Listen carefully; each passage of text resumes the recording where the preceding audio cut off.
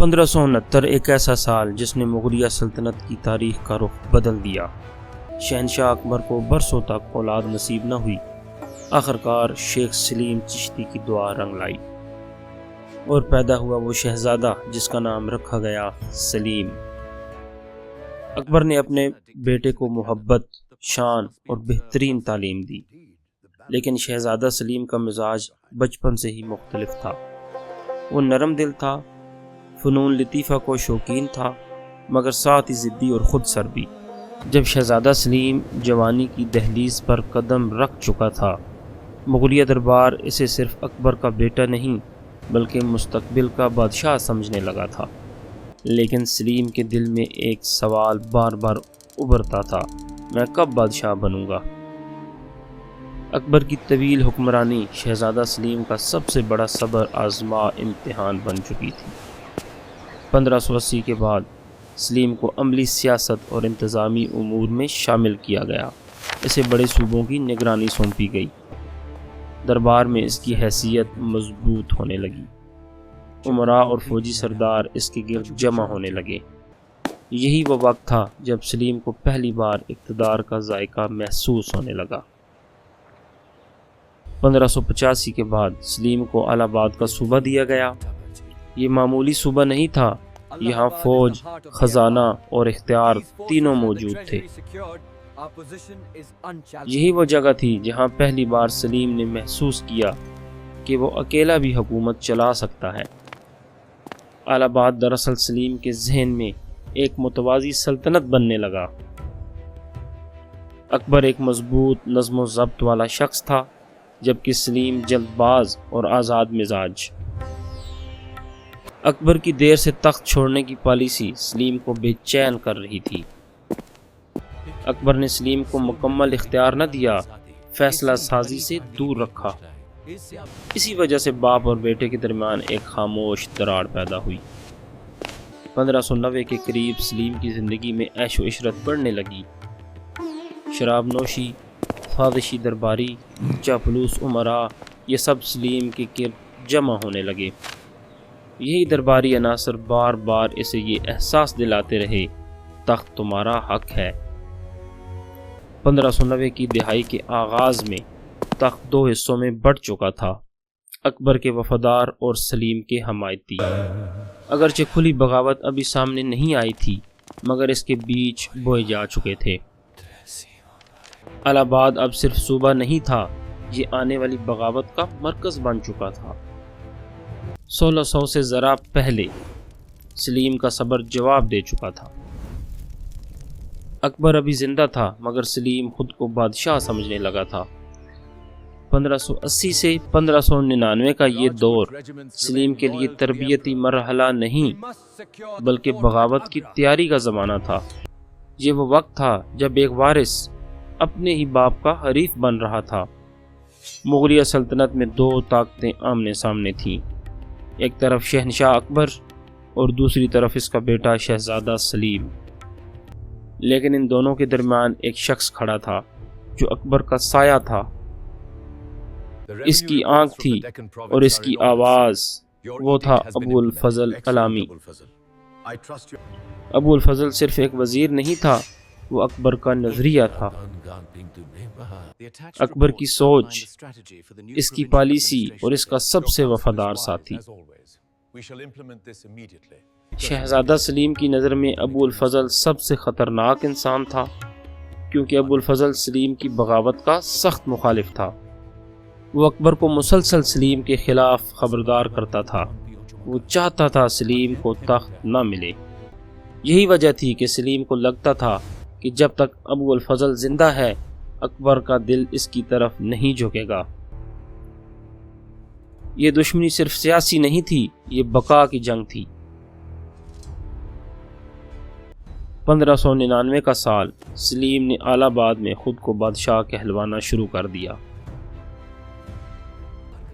اب دربار دو حصوں میں بڑھ چکا تھا اور ابو الفضل اکبر کے ساتھ دکن کی مہم پر موجود تھا۔ اس وقت سلیم نے فیصلہ کیا، اگر راستے کی دیوار نہ گری تو تخت کبھی نہ ملے گا۔ سلیم جانتا تھا کہ وہ ابو الفضل کو کھل کر قتل نہیں کر سکتا، اس لیے اس نے راستہ بدلا اور ابو الفضل کے ایک دشمن کو ہتھیار بنایا۔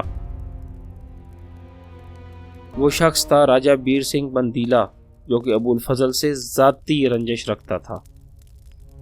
1602 میں ابو الفضل دکن سے آگرہ واپس آ رہا تھا۔ راستہ سنسان تھا، شام ڈھل چکی تھی۔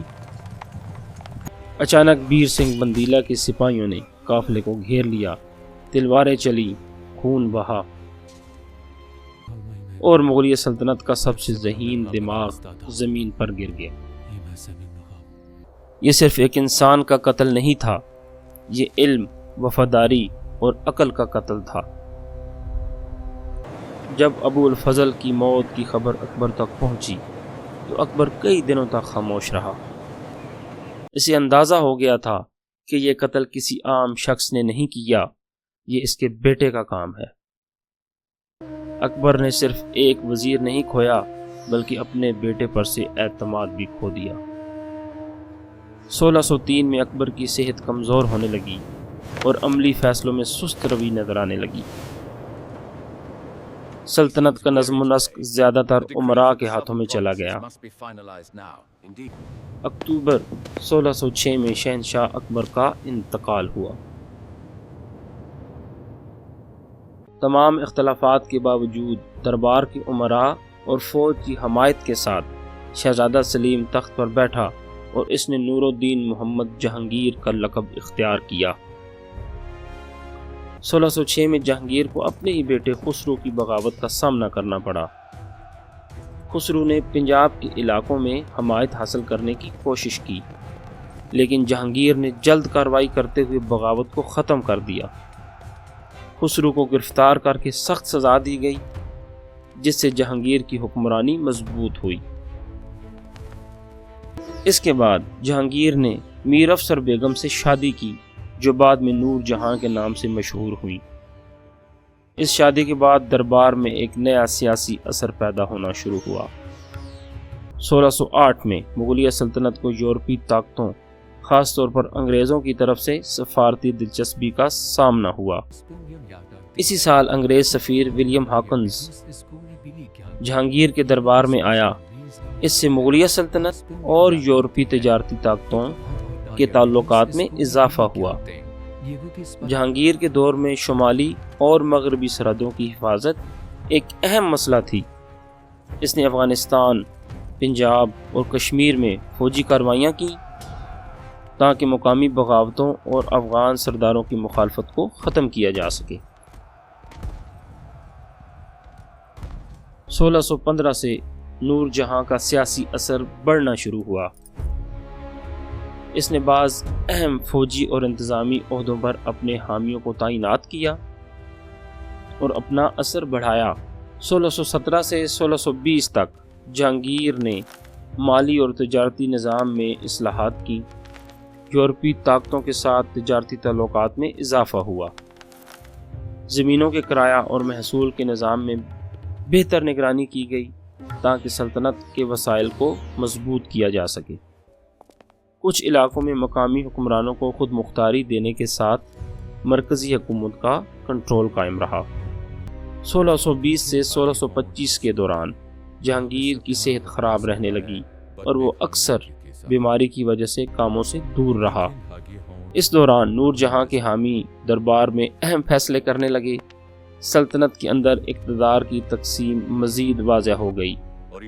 شہزادہ خرم اور دیگر شہزادے بھی سیاسی سرگرمیوں میں حائل ہوئے، لیکن نور جہاں کے زیر اثر فیصلے غالب رہے۔ 1625 سے 1627 تک جہانگیر نے زیادہ تر وقت کشمیر اور شمالی علاقوں میں گزارا۔ 1627 میں واپسی کے دوران بیماری اور عمر رسیدگی کی وجہ سے وہ جان کی بازی ہار گیا۔